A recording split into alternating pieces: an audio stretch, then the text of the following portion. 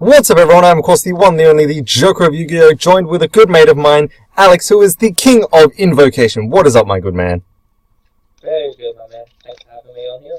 Absolutely, always happy. Now today we're going to be talking about Flames of Destruction because of the sneak peek pre-release tournament thing just happened recently, and my good mate Alex went to it because he was lucky enough to, where I unfortunately had to work. So I just have to have him on the channel to talk about, you know, what exactly happened with this tournament, where he placed, and a whole bunch of other stuff. So, without further ado, let's just jump right into it. Okay. So, the first thing I gotta ask, man, is what were the best cards that were pulled? Like, what did you see get played the most? The best cards I played the most would probably have to be Death Dragon. This card right here, basically you discard one monster from your hand to special summon it for free.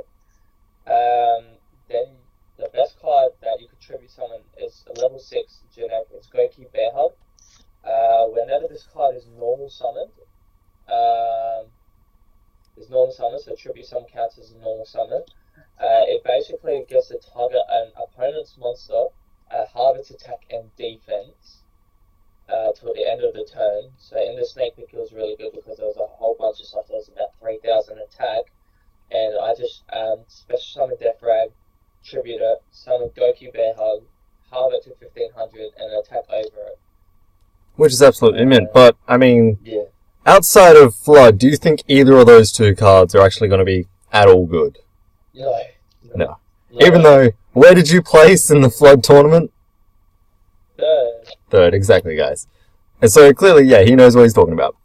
But, let's get on to the cards that actually, like you even said yourself, these few cards are probably going to be the top mint of the mint cards to go after. And what's the first one? Red Reboot.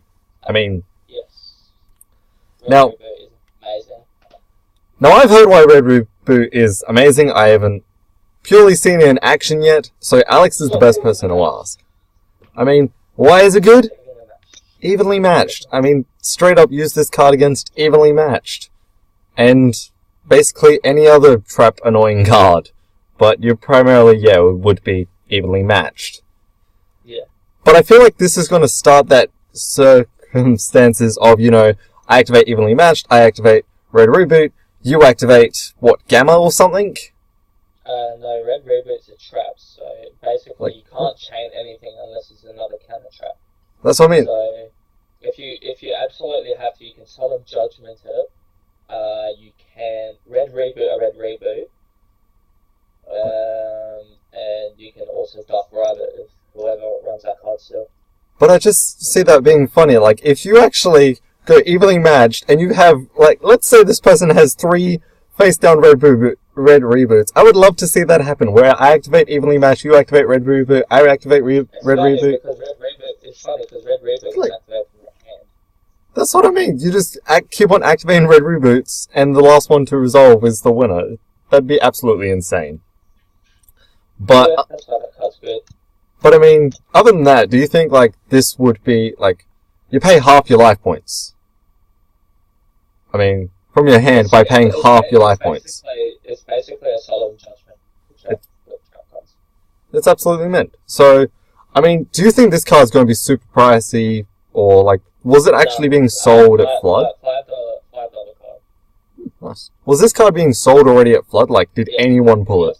At the sneak peek, there was a lot of Red Reboots getting sold because everyone wants them. Because the card's good, card stops evenly matched, card stops counter traps.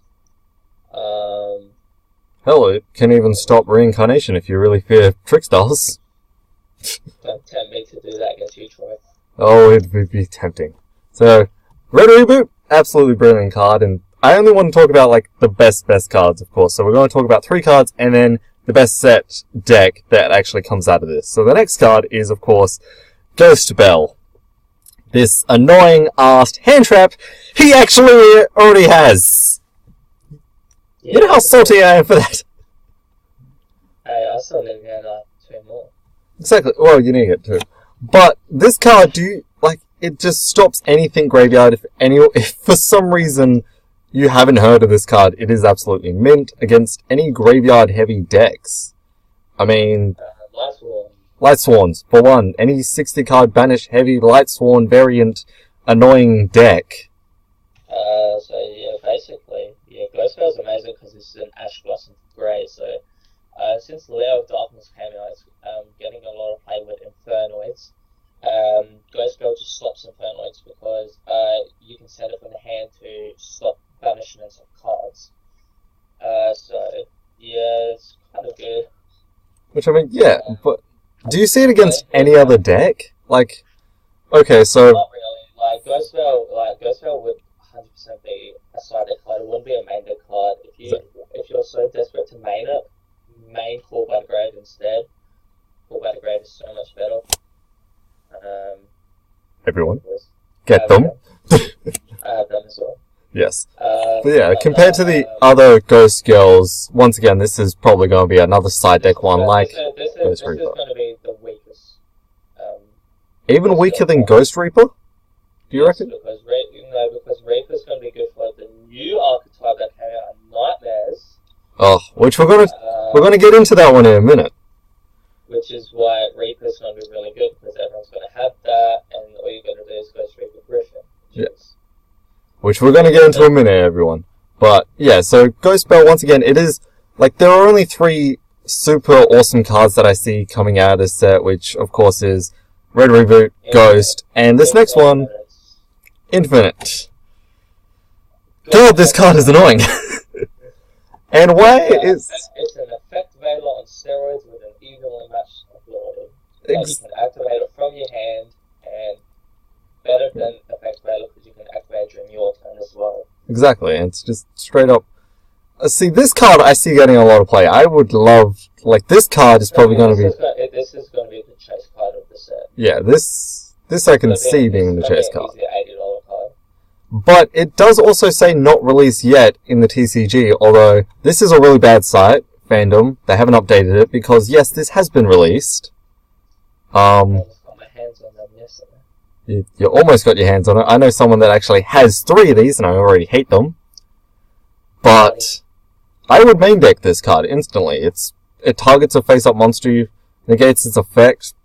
Pure insanity. Imagine this against... well, I just keep on bringing up Trickstars, but yeah, there's a whole bunch of other decks you can just negate their effects, negate the search, negate that annoying monster effect. Hey, everyone, you get to run an extra 3 hand traps. Exactly. You got 3 more hand traps coming out, so yeah, once again, this is going to be the heavy hand trap format. That's why I like calling it the heavy hand trap format, even though... it's not like it is already. Yeah, it's it's already bad as it is, but it's going to get worse. Everyone comment below under the hashtag bring Maxi back to 3. Exactly. But this is why, once again, you got to get triple Called by the Grave, because this is probably going to end up being a main deck card, in my opinion, for all those people that activate cards from the hand, bam, you know, negate it, because... stops Ash. Awesome. Yeah, stops Ash, stops Ghost Ogre, stops anything that's activated from the hand, because you just banish it straight away, bam. It's absolutely insane. And while it's only like... it doesn't stop Gamma though, it doesn't stop Gamma, because Gamma activates in the hand, it doesn't summon as costs. Not... Gamma doesn't count, yeah. Ash, Ogre, and Veiler's costs. And... that's why Infinite's going to be a lot better, because the only way how you can stop it is Red Reboot, Dark Riot, and Judgment. Yeah. It's a sharp card. So, I mean, this is going to be the next, you know, top... well, one of the next top mint hand traps. So, yeah, well, I don't even know how much this card is worth at the moment. Because it's pre-release, still. Pre-release price, they're about $100. Which is insane. Cards only probably going to get more expensive. Or, after sneak peek prices, I'm expecting it to go down to about $80. Yeah, so, yeah, it is the next evenly matched price card. So, I mean, at locals, I don't fear this card. At locals, if people are willing to pay that much, I reckon give them the win. Because they've spent that much, or try your hardest to beat them, and see if you can, and make them cry. But seriously, if someone's willing to pay $80+ per card, and then get 3 of them, they are dedicated. Yeah, he played for evenly match. I'm not that hardcore into the game yet. But he is. But yeah, this card is just absolutely insane, so yeah. There is nothing more I will say on that card.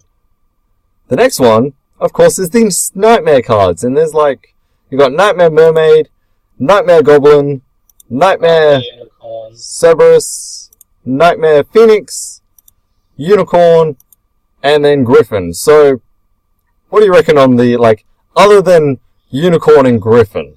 I mean, because primarily you just use the others to bring out Unicorn and Griffin. That's what I've seen. Such a good card. I mean, Griffin is like Nightmares is going to be a really, really good archetype. Nightmares is going to be basically one of in your extra deck from now on. One Goblin, one Unicorn, one Griffin is going to be the main ones you need to extra deck, because the cards are just going to be phenomenal and they're generic. There's no condition, they're all generic. Sure, so a couple of them have linked conditions, like to Nightmare monsters or to monsters with the same attribute or something. Yeah, it's just two monsters with different names. You run all of those in something like ABC. You can summon them like that and get a whole bunch of super combos off, because Griffin is absolutely amazing. Griffin skill drain. Oh my god. But I'm actually annoyed by the name change. That's the thing I'm annoyed by. Yes, Nightmare sounds a shit ton cooler, but I liked it when it was going to be called Troymare. I would play this freaking deck because it had my name in it. But now it doesn't, so... And I wreck it because it's you. Yeah, you would purposely try and kill me just because it has my name in it.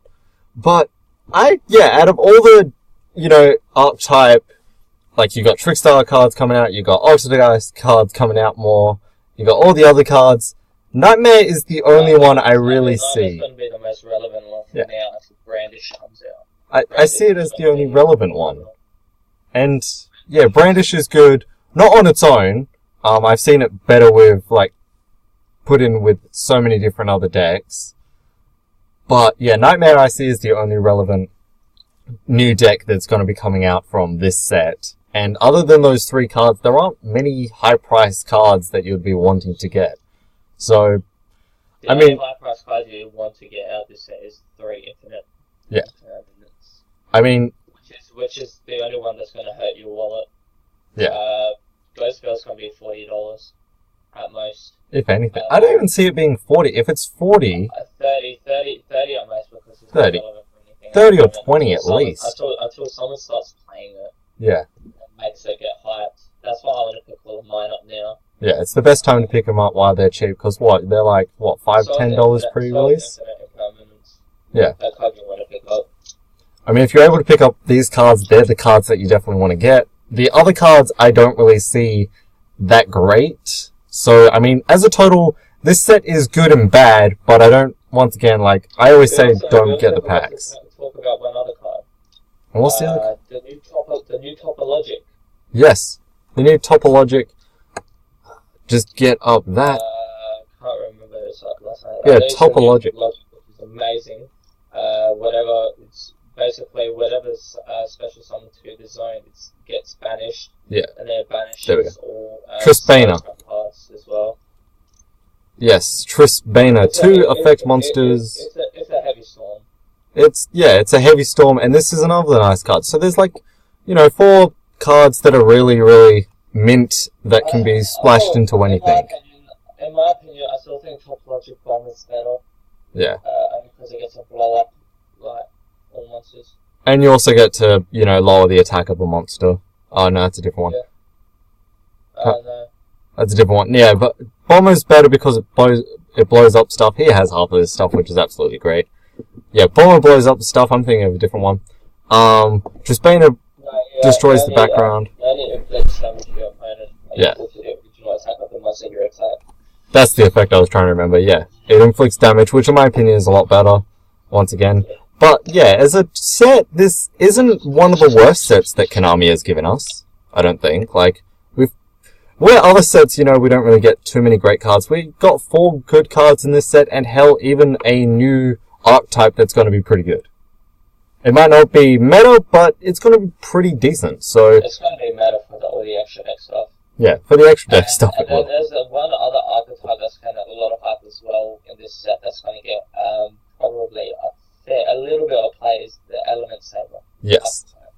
Element Savers is another one. Element Savers, I don't see you getting too much better these guys. only because they haven't got every bit of their support yet. Yeah. They haven't got everything they need yet. Right? But I mean, hopefully Konami doesn't do what they do with other archetypes, and it's like, here's a really good starting point, and now we're gonna give you nothing but shit, like they did with Vendreads. Yeah. Like they did that with Vendreads, I absolutely hated that. They do it with other archetypes, and it's like, what the heck? Especially the Vendreads support in this, it's just absolutely garbage. It could have been so much better. So I mean, personally, I say what I always say when it comes to sets, just get the singles, trade for them.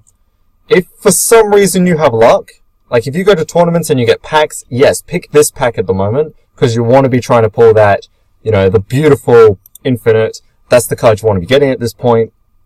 But I wouldn't say go out of your way to buy so many packs into this. But the main passion you want to get from now on, whenever you go to tournaments or anything, to your locals, to regionals or something, is pick up this, Flood, Flames of Destruction, or still pick up Circuit Break, because evenly matched, Orlo. But I would say, yeah, this set I would be more inclined to pick up, in my opinion. Compared to, I've had bad cards come with Circuit Break. I have like the worst luck with that set. Like he pulls Borreload, I get shit. That's not fair.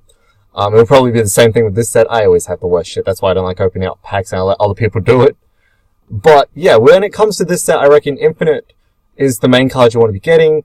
If you like buying packs, yeah, pick up this one. If you're just after like, you know, getting Ghost Spell or, you know, Red Reboot, pick it up while it's cheap. Simple as.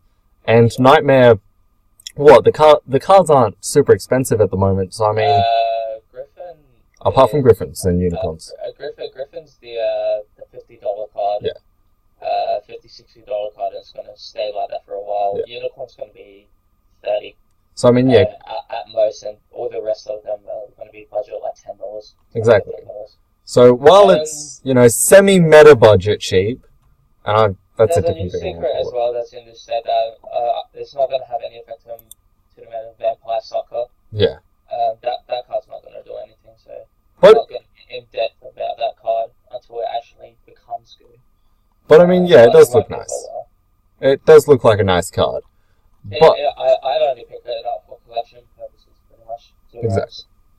But I reckon when it comes to the set, like you did really well at the Flood coming third place. You've seen a lot of the cards that got pulled. I mean, the ratios of the 4 cards that we mentioned, the top meta cards that we mentioned that were the best ones, did you actually see them get pulled a lot? At my locals yesterday, there was one Ghost Spell pulled, there was one Infinite pulled, there was a Unicorn pulled, and there was a Vampire Sucker pulled. So I mean, Sneak Peeks is the best bet for ratios, because in every kit there's at least guaranteed nearly. In your 5 packs, you're at least guaranteed Ultra at most. Yeah. Not 100%. Some people have gone unlucky and just pulled all supers. Which I've done. Yeah, but this set 100% is worth it in the long run. Like cards you actually want to hold on, cards you can sell quickly, easily. But I was lucky to pick up my Ghost Spell yesterday for $20. But that's what I mean. Like, I wouldn't say buy the packs. If you're really invested into this set, get the box. If you're so determined to get the stuff in the set and you like opening packs, feel free to go buy packs. But to be honest, my opinion coming from me, I just buy the cards straight outright. Same with me. Stop wasting your money on packs, because you can spend $50 for absolutely nothing when that $50 can go to buying the card that's worth $50. Exactly. Like, it's all to do with luck, but in my opinion, I don't like opening packs much.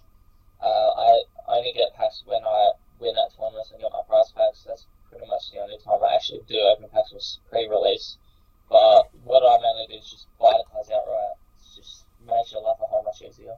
But I'm the same with you, man. And that's our talk on Flames of Destruction. I reckon, like, any final opinions on this set, you reckon? Because I've said my part. This set 100% worth it. Pick it up if you can. You Infinite Impermanence, get 3 of. Card's phenomenal. Card's going to be amazing. Card's going to be meta. be good to side deck with the new layer of darkness, which we'll get into in another video. And I'll explain that whole new deck and stuff. That deck's going to be... Yes, there will eventually be a deck profile of that coming. Trust me, guys. There is going to be... Trust me, I've got 3 of all the layer of darkness stuff coming in, and I'll explain it. So if you want to see that, comment down below and I'll make sure Alex is back on the channel giving you guys that awesome deck profile. If you want to see any other Invoke stuff, I'll pressure him to make some Invoke shit. I've already got an idea for an Invoke deck that he has to make. Or any deck profile, just let us know below and we'll go from there. Yeah, I'm always happy. But I've said my piece on this, like, in my opinion, the set is, and, like, as picking up packs go, if you've got luck, absolutely. If you're going to tournaments and you get the pack prize, yes, pick this one. But don't fork out too much money trying to open up like 50,000 packs. At most, if you want to, if you're so determined to get 3 of everything out of this set, buy a case. Yeah, buy the case, buy the box. You'll make your money back. In the long run. Especially in this set. I mean, if you pull all the secrets are going to be above $20. Yeah. If you pull infinite at least, then yeah, you've already made your money. It's mint. But if you want to go ahead and buy packs, buy 4 minimum. See how you go. And then go from there. Don't go for a gamble. Just don't gamble your money. But yeah, I reckon that's our opinion on Flood, guys. Comment down below what you guys think of this set. If you actually went to a sneak peek, comment down below what you ended up pulling. Try and see, if you can make Alex rage by getting better cards than what he pulled. I would love to see that actually happen. And as always, comment down below what you guys want to see next. And if you want to see more of Alex, make sure to comment also down that below. And before we sign off, say goodbye, my good friend Alex. Cheers, everyone. Thanks for watching. Don't forget to like, comment, and subscribe. And of course, ends it for us, the Joker of YUGIOH and King Invocation. See you next time, everybody.